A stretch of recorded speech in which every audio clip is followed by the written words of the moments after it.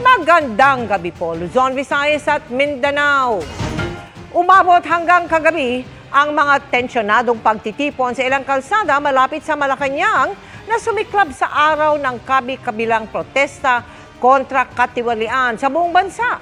May mga namato, nagsunog at nanira pa ng street sign at traffic lights sa tagpong yan sa Maynila. May isa ring namatay sa saksak, ayon po yan sa Health Department.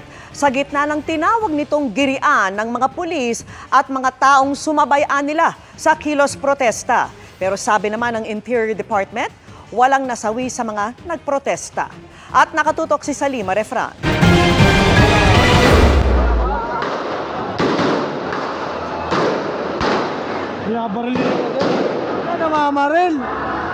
Umabot na umano sa pamamaril ang tugon ng pulisya sa nasa ilang lugar malapit sa Malacanang sa Maynila. Tila di umubra ang pag-water cannon nila sa mga naroon na namato.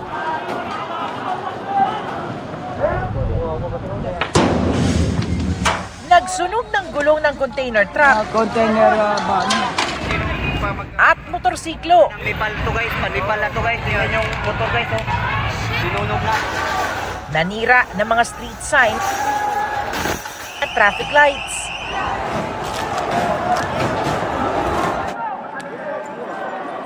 Ang mga tagpo sumiklab sa araw ng mga malawakang protesta kontra korupsyon.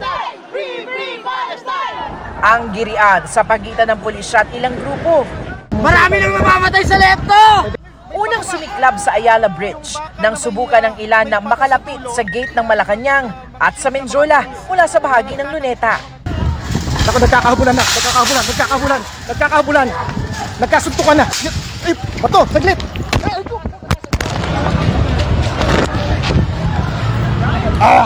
Naitama ako sa mukha. Nagtuloy-tuloy yan pa Menjola kung saan sinira ang ilang gamit ng mga establishmento. Dahilan para arestuhin ng pulis ang ilang individual. Hanggang tuluyang umabot sa rekto kung saan pinasok ng grupo ang isang hotel. Sa isang post ng Department of Health, binanggit nitong 48 ang tinakbo sa ospital dahil anya sa gulo sa pagitan ng mga pulis at mga di pa kilalang sumabay sa kilos protesta. Sabi pa ng post, may isa ring di pa nakikilalang lalaki ang dinala sa ospital dahil sa tinamong saksak at dineklarang dead on arrival.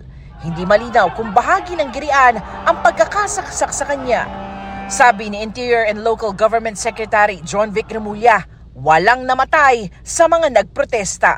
I would like to debunk the rumors going around that someone died, that there was a death.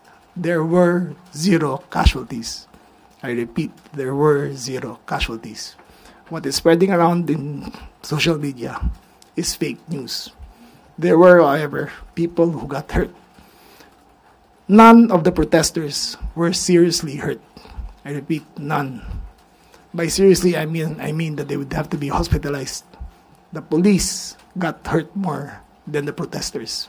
Para sa GMA Integrated News, Salima Refran, nakatutok, 24 oras.